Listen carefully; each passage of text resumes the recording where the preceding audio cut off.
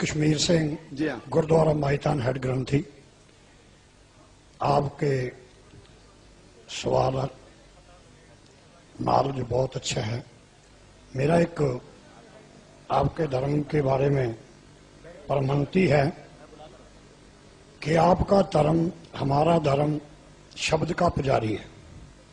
آپ قرآن کو، ہم گرو گرنتھ صاحب کو شبد کو مانتے ہیں، اور آپ کے ہی دھرم میں کچھ ایک مورتی پوجا کا بھی جو ودھان ہے نہیں ہے، پرنتو کچھ ایک آدمی یہ مورتی نہیں بنائی کہ اس کی قبر دے روپ میں جو ہے مجار کے روپ میں اس کو مانتا دے دی.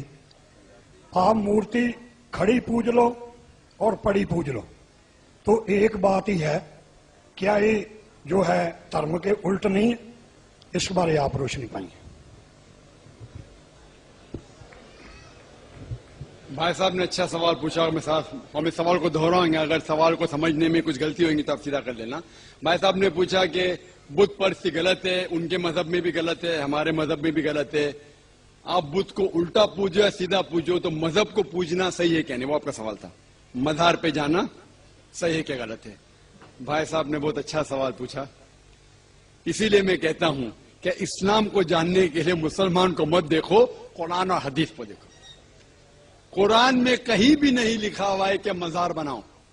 یہاں تک کہ اللہ کے رسول محمد صلی اللہ علیہ وسلم نے کہا کہ کوئی بھی قبر پکی نہیں ہونا چاہیے، اگر پکی ہے تو اس کو زمین سے نشر کرنا چاہیے.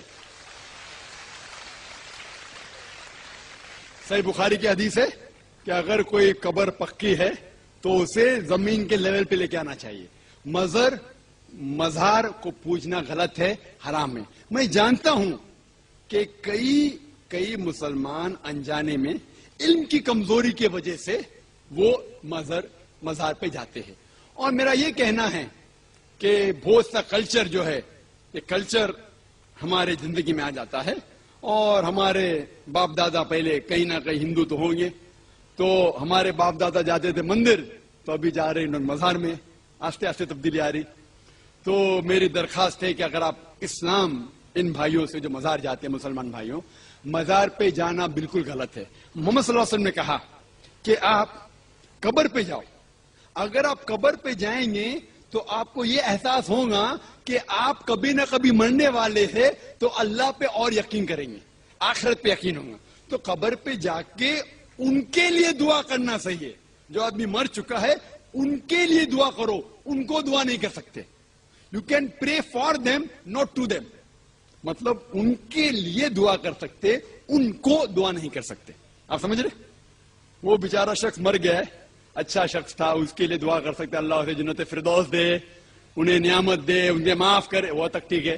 لیکن جا کے یہ بولے کہ میرے ایگزامینیشن میں میرے نمبر کم ہے تو بابا نمبر اچھے کر لو، یہ بالکل حرام ہے. شفا، قرآن مجید میں کم از کم 25 آیتیں ہیں جس میں لکھا ہے شفا. شفا مطلب سفارش، وسیلہ حرام ہے. 2 آیت میں لکھا ہوا ہے صرف ان کو اجازت ہے جو اللہ تعالیٰ آخرت میں ان کو اجازت دیں گے، محمد صلی اللہ علیہ وسلم آخرت میں. آج کی تاریخ میں ہم محمد صلی اللہ علیہ وسلم سے بھی نہیں مانگ سکتے. باقی لوگ کو تو چھوڑو، سنت اور باقی بابا لوگ کو چھوڑو، محمد صلی اللہ علیہ وسلم کو بھی ماننا ہمارے لیے حرام ہے.